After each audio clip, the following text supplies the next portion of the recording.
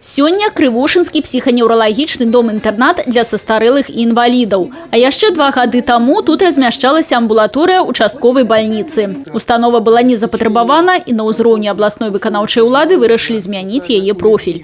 У 2019 годзе тут распачаўся капітальны рамонт з мадэрнізацыяй. І зараз урачыстае адкрыццё новага і важнага для рэгіёна сацыяльнага аб'екта.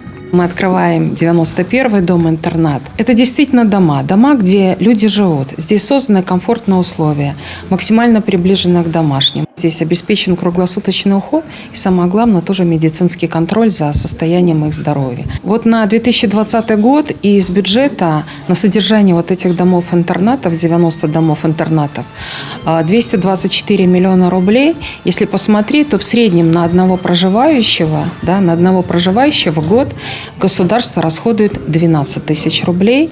На капітальны рамонт з мадэрнізацыяй, а таксама на закупку мэблі і неабходнага абсталявання было затрачана каля 1,5 мільёнаў рублёў. Праведзена замена аконных і дзвярных блокаў, электраправодкі і асвятлення, усталявана сучасная пажарная сігналізацыя. Адрамантаваны спальні, санвузлы, сталовая, працэдурная і залы лячэбнай фізкультуры.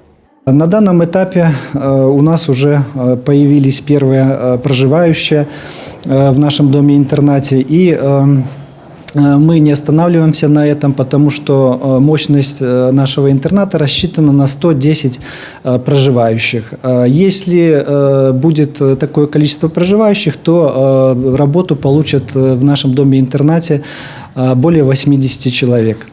Проживаючы ў такіх дамах-інтэрнатах, як правіла, адзінокія пенсіянеры і інваліды першай і другой груп, за якімі няма каму даглядаць. В прошлые годы была у нас очередность на поселение в эти дома-интернаты. Но благодаря тому, что вот сейчас мы развернули здесь 110 коек, этой очередности нет. И, скажем так, в ближайшее время ее не будет. Я думаю, перспектива таких именно небольших домов-интернатов, она просматривается и в будущем в Брестской области. Увогуле ў рэгіёне працуе 11 дамоў-інтэрнатаў, у якіх пражывае 2300 чалавек.